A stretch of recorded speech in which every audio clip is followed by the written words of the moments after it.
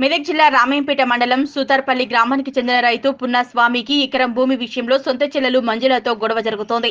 ఈ వివాదంలో గ్రామంలో పెద్దల సమక్షంలో మాట్లాడుకున్నారు. కాగా తన చెల్లెలి కొడుకు తన సొంత కూతురు ఇచ్చి వివాహం చేసినందున ఆ భూమి తనకే చెందాలంటూ తెలిపాడు. ఈ విషయంలో కొందరు వ్యక్తులు బెదిరించారని మనస్తాపానికి గురైన పున్నస్వామి 4 రోజుల క్రితం చికిత్స పొందుతూ ఈ రోజు ఆసుపత్రిలో మృతి చెందాడు. కొందరు కాంగ్రెస్ నాయకులు భూ వివాదంలో తలదూర్చి పున్నస్వామి బెదిరింపులకు గురి చేయడంతోనే గ్రామస్తులు రామేంపేట పట్టణంలో మృతదేహంతో రాస్తారోకో ధర్నా చేపట్టారు.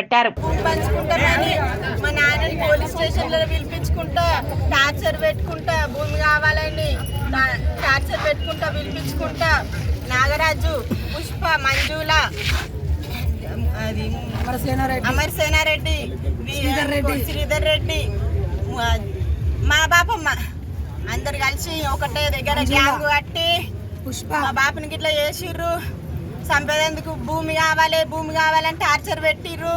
నువ్వు చావరా, నువ్వు చాస్తే భూమి వస్తుంది అన్నారు, నువ్వు చేస్తే భూమి ఇస్తారు అన్నారు, మేము భూమి వేసుకుంటాం రా అన్నారు, 4 పాలు పెట్టుకుంటాం అన్నారు, 4 పాలు 4 పెట్టుకుంటాం అన్నారు, భూమి కావాలన్నారు, టార్చర్ చేసిర్రు.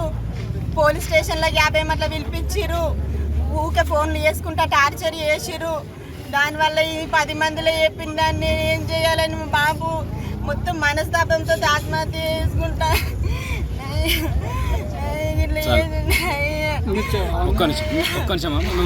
అమర్సేనారెడ్డి మా బాబుని ఒడ్డు మీదకి కాలు పెట్టద్దు అన్నారు. నా భూములకు నేను కాలు ఎట్లా పెట్టద్దని ఆత్మహత్య చేసుకున్నాడు. దానికి కారణం నాగరాజు, అమర్సేనారెడ్డి, శ్రీధర్ రెడ్డి, మంజుల, నాగరాజు, మా బాపమ్మ, పుష్ప వీళ్ళందరి కారణంగా మానసిక మాటలతోటి మా బాపుని టార్చర్ చేసిర్రు. దానికి ఇది ఎన్ని రోజుల నుండి నడుస్తుంది? 4 నెలల నుంచి టార్చర్ చేసిర్రు.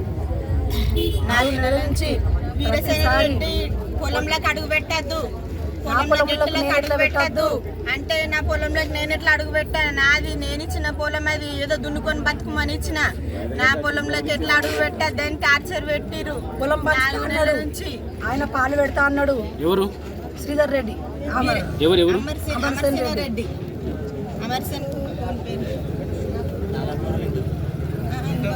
శ్రీధర్ రెడ్డి, స్వామి అని చెప్పి పున్నస్వామి. యాక్చువల్గా ఏమైంది అంటే ల్యాండ్ ఇష్యూ వల్ల, ఫ్యామిలీ ఇష్యూ వల్ల జరిగిన ఇష్యూ ఇది. సో ఇది కాస్త ఏమైంది అంటే రిలేషన్లోనే దగ్గరలో నుంచి స్టార్ట్ అయిపోయి అది పాలిటిక్స్ నుంచి ఉన్న అధికారులు ఇప్పుడు ఆల్రెడీ రూలింగ్ పార్టీలో ఉన్న సపోర్ట్లతో తీసుకొని వాళ్ళు కాస్త ఈయన డెత్కు కారణమైంది.